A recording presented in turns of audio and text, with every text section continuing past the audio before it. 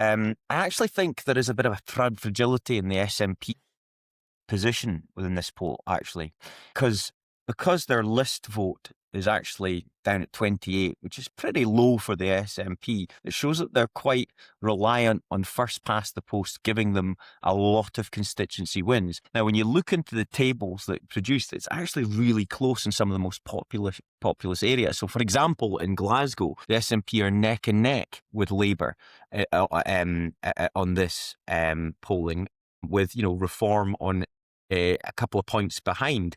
Tories a few behind that. You can see a situation with a little bit more Labour strength, that some Labour would hold on to some of those constituencies. So I make that point, and actually I should make the point of a bit more Tory strength, which this poll actually shows the Tories, plateauing, but they're up a couple in one of the polling sequences. And so what I mean by that is I think that having to rely solely on winning all these first past the post seats for the SNP is not the strongest position. Look, this is a good poll for the SNP. Let's not kid ourselves. But on the second story, Labour and Reform neck and neck.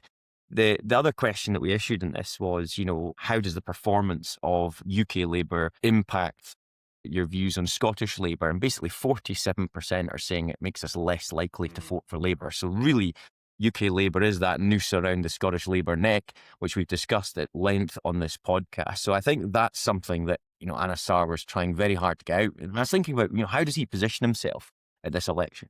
Does he say, right, I'm going to continue with my onslaught of the SNP because they're in government and I want to be in government? Or does he have to start tailoring his messaging a little bit and going after Reform? I noticed he had a bit of a strong outburst yesterday towards Nigel Farage. And does he have to look at the Tories as well, now that seemingly there's a mini kind of bounce on the way from Kemi Badenoch's leadership, as I was mentioning earlier? So that would confuse me a little if I was Anas. How do I play this election? But nonetheless, good result for the SNP. Not as good as I think that they will try and spin today, given the fragility that I've mentioned. And it's all to play for second place just now on these figures anyway.